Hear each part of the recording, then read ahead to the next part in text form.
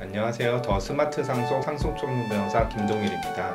오늘은 유류분 청구가 들어왔을 때 피고 입장에서 유류분 금액을 줄이던지 아니면 유류분 반환을 아예 하지 않을 수 있는 방법이 있는지 그 방어 방법에 대해서 한번 알아보는 시간을 가져보도록 하겠습니다. 먼저 유류분권에 대해서 간단히 설명드리도록 하겠습니다. 유류분권이란 상속재산에 대해서 상속인이 가질 수 있는 법이 정한 최소한의 금액을 말합니다. 직계 비속 또는 배우자의 경우에는 법정상속분의 2분의 1까지 보장이 되고요. 직계 존속의 경우에는 3분의 1까지 보장이 됩니다. 형제자매의 경우에는 원래 유류분권이 인정됐었는데요. 최근 헌법재판소의 판결에 의해서 형제자매의 유류분은 인정되지 않게 되었습니다. 일반인분들은 유류분이라는 건 법이 정한 최소한의 금액이니까 유류분 반환이 들어오면은 이건 무조건 줘야 된다 이렇게 말씀하시는 분들이 있는데요. 이건 절반 정도는 맞고 절반은 틀린 얘기입니다. 유류분이 법이 정한 최소한의 금액이기 때문에 고인의 뜻에 관계없이 청구가 들어오면은 반환해야 되는 금원인 것은 맞지만 유류분의 경우에도 유류분 반환의 요건을 갖춘 경우에만 반환을 하게 되므로 그 요건을 따져서 반환 여부가 결정되기 때문에 유류분이라고 해서 무조건 반환해야 되는 것은 아닙니다. 우선 유류분을 반환하지 않아도 되는 그런 요건에 대해서 한번 설명을 드려보겠습니다. 첫 번째는 유류분 시효입니다. 유류분의 경우에는 고인의 뜻에 상관없이 유류분 반환을 해야 되는 것이고, 그리고 이미 형성된 법률관계에 영향을 미치기 때문에 법적 안정성을 지키기 위해서 법은 유류분 시효를 둬서 일정한 기간 내에만 이것을 행사할 수 있게 제한을 하고 있습니다. 이것을 유류분 시효라고 하는데요. 유류분 시효는 두 가지 사실을 마지막으로 한 날로부터 1년이 지났는지 여부에 따라서 유류분 시효가 도가 있는지 여부를 판단하게 됩니다. 그 두 가지 사실은 하나는 상속 개시 사실, 즉 나에게 상속권이 발생했다는 사실을 알게 된 날인데요. 나에게 상속권이 발생했다는 사실을 알게 된 날은 곧 고인이 돌아가신 사실을 알게 된 날을 의미합니다. 이 사실을 알게 된 날과 또 본인의 유류분이 침해되었다는 사실을 안 날, 본인의 유류분이 침해되었다는 사실을 안 날이란 고인이 생전에 본인의 재산을 다른 공동상속인에게 증여 또는 유증을 해서 본인에게는 상속재산이 사실상 크게 돌아오지 않고, 그래서 계산을 해봤을 때 본인의 유류분권이 침해되었다는 사실을 알게 된 날을 의미합니다. 이 두 가지 사실 중에 나중에 안 날을 기준으로 그날로부터 1년 이내에만 유류분 청구를 하실 수 있습니다. 보통은 고인이 돌아가셨다는 사실은 고인이 돌아가신 시점 즈음에 알게 되기 때문에요. 본인의 유류분이 침해되었다는 사실을 안 날이 고인이 돌아가시기 전인지 후인지에 따라서 그 시점이 달라지게 됩니다. 부모님이 돌아가시기 전에 생전 증여를 하거나 유증을 해놨다는 사실을 이미 알고 있었으면은 고인이 돌아가신 사실을 안 날로부터 1년 이내에 반드시 청구를 하셔야 되고요. 그 사실을 고인이 돌아가신 이후에 알게 됐다라면은 그걸 알게 된 날로부터 1년 이내에 청구를 하셔야 됩니다. 변호사들은 유류분 청구가 들어오면 우선 이 시효부터 체크를 하거든요. 그래서 이 1년의 기간이 도가 됐다고 판단이 되면은 유류분 청구를 하실 수 없게 되기 때문에 반대 입장의 피고 입장에서는 이 유류분 청구가 들어오면 이 시효가 지났는지 여부를 검토해서 우선 시효 항변을 주장해 볼지 말지를 판단을 하게 됩니다. 그리고 이 1년의 시효 외에도 또 하나의 시효가 있는데요. 고인이 돌아가신 날로부터 10년이 지났다라면 어떤 이유에서든지 유류분 청구를 못하게 되니까요. 고인이 돌아가신 날로부터 10년 이내에 유류분 청구가 됐는지도 검토하는 대상이 됩니다. 두 번째 검토하는 사항은요. 나보다 먼저 유류분 반환을 해야 할 사람이 있다라면 나는 반환하지 않아도 되기 때문에 혹시 나보다 유류분 반환을 해야 할 공동상속인이 있는지 이걸 확인하게 됩니다. 우리 민법은 유증을 받은 사람이 있는 경우에는 생전 증여를 받은 사람보다 유증을 받은 사람이 유류분을 먼저 반환하도록 규정하고 있습니다.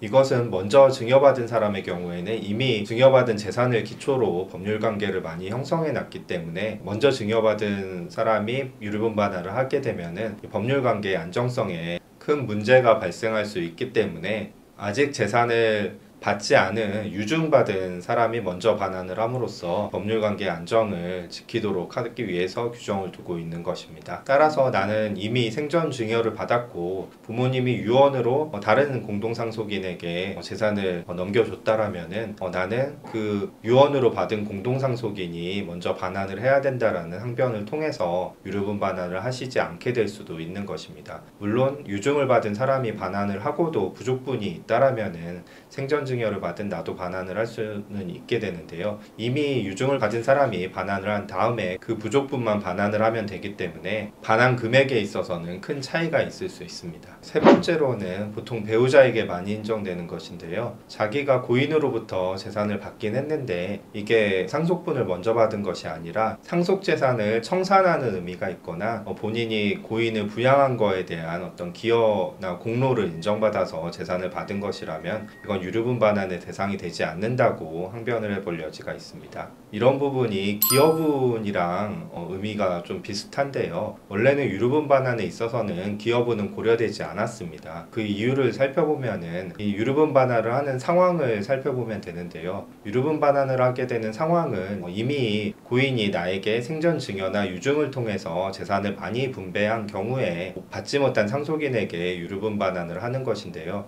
이미 고인이 나에게 많은 재산을 줬다는 것은 나의 어떤 이 기여분을 고려해서 상속재산을 많이 분배해 줬다는 것이기 때문에 이미 나의 기여분은 고인으로부터 많은 재산을 받음으로써 이미 한번 평가가 된 것입니다. 그럼에도 이제 유류분은 법이 보장하는 최소한의 금액이기 때문에 다른 공동상속인에게 반환을 해야 된다는 것인데요. 이때에도 기여분을 주장하게 되면은 본인의 기여분이 두 번 평가받는 결과를 가져오기 때문에 우리 법은 유류분에 있어서는 기여분 주장을 하지 못하도록 규정하고 있었던 것입니다. 그런데 이렇게 일률적으로 규정을 하다 보니까요, 좀 불합리한 경우가 발생했습니다. 특히 배우자의 경우에는 50년간 부부 공동생활을 유지하면서 상속재산을 남편과 같이 형성을 했는데 가부장적인 문화 때문에 상속재산을 모두 배우자 명의로 해뒀다. 그러면서 나중에 이제 배우자가 돌아가실 무렵에야 생전증여나 유증을 통해서 재산을 자기가 받았는데 다른 자녀들이 어머니를 상대로 유류분 청구를 하는 경우에 기여분 주장을 전혀 하지 못한다라면 유류분을 모두 반환해야 되는 이런 상황이 발생한 것입니다.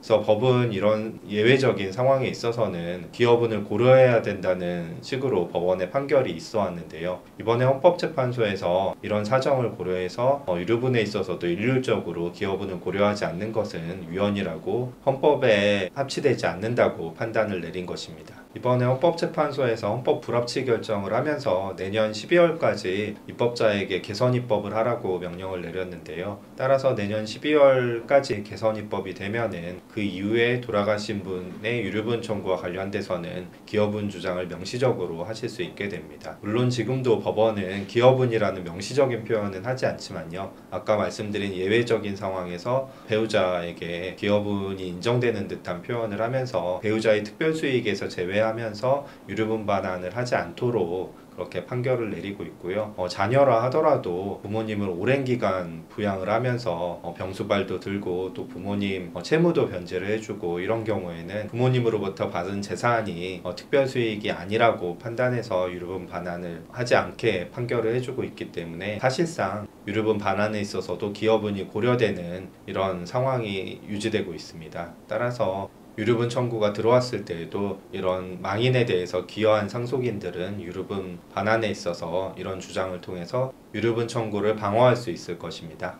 다음으로는 유류분 금액을 줄일 수 있는 방어 방법에 대해서 설명드리겠습니다. 우선 유류분 부족액을 계산하는 방법에 대해서 간단히 설명을 드리면요.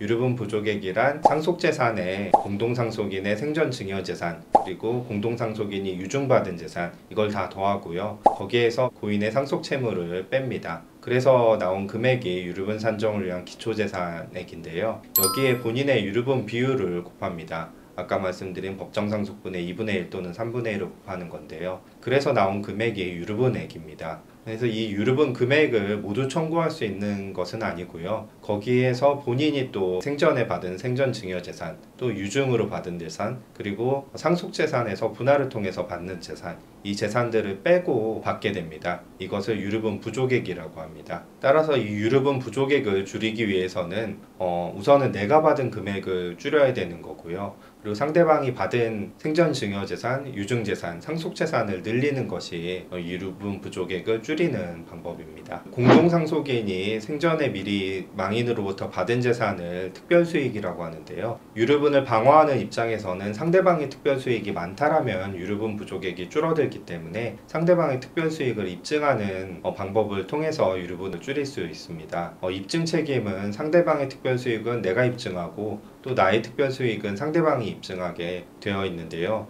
이런 입증 책임이 있기 때문에 상대방에게 고인이 재산을 준 부분이 있으면은 미리미리 증거를 확보해 두실 필요가 있습니다. 그 외에 유류분 산정을 위한 기초재산의 계산에서는 고인의 상속채무를 빼기 때문에 이 상속채무를 많이 입증할수록 유류분액이 줄어들게 됩니다. 상속채무란 것은 고인의 상속재산인 부동산에 있는 임대차 보증금 반환채무, 그리고 근저당권 같은 게 설정되어 있다면은 그 대출금 반환 채무, 이런 것들이 상속채무인데요. 이런 것들은 빠뜨리지 않고 유류분 산정을 위한 기초재산에서 빼야 되기 때문에 놓치지 말고 주장을 하셔야 됩니다. 그리고 상대방의 특별수익 중에 혹시 부동산이 있다라면은 우리나라는 물가상승률보다 부동산 가치상승률이 훨씬 크기 때문에요. 상대방이 부동산을 받았다라고 확실히 주장을 해야 됩니다. 고인이 부동산을 증여로 상대방에게 준 경우라면은 입증이 매우 쉬운데요.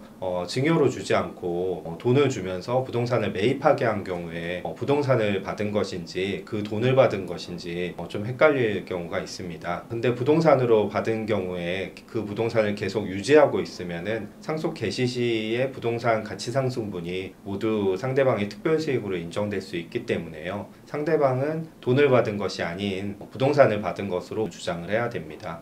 그럼 돈을 받은 것인가 부동산을 받은 것인가, 이 판단은 어떻게 하냐면요. 부동산을 매입한 자금의 전액이 고인으로부터 나온 것인지 아니면 일부만 받은 것인지, 이거에 따라서 좀 달라질 수 있고요. 이 부동산을 매입하는 것을 결정하고 부동산을 물색하고 계약을 하고 이런 어떤 전반적인 과정을 고인이 주도했는지, 이에 따라 달라질 수 있습니다. 그래서 자기 아들에게 딸에게 결혼할 때 집을 사준다고 하면서 부모님이 다 알아보시고 부동산 매입 자금의 전부를 들여서 계약도 본인들이 하시면서 자녀의 명의로 구입을 하신 경우에는 부동산을 받았다고 평가될 여지가 있습니다. 이런 부분도 잘 검토를 하셔서 유류분 방어를 하는 입장에서는 상대방이 부동산을 받았다고 주장을 해서 이런 내용으로 판결을 받으시는 게 유류분 반환 금액을 줄이실 수 있는 방법입니다.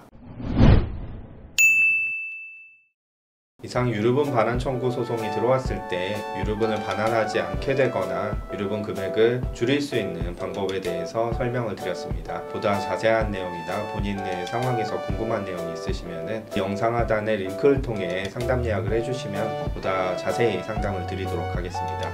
이상으로 더 스마트 상속 상속 전문 변호사 김동일이었습니다. 감사합니다.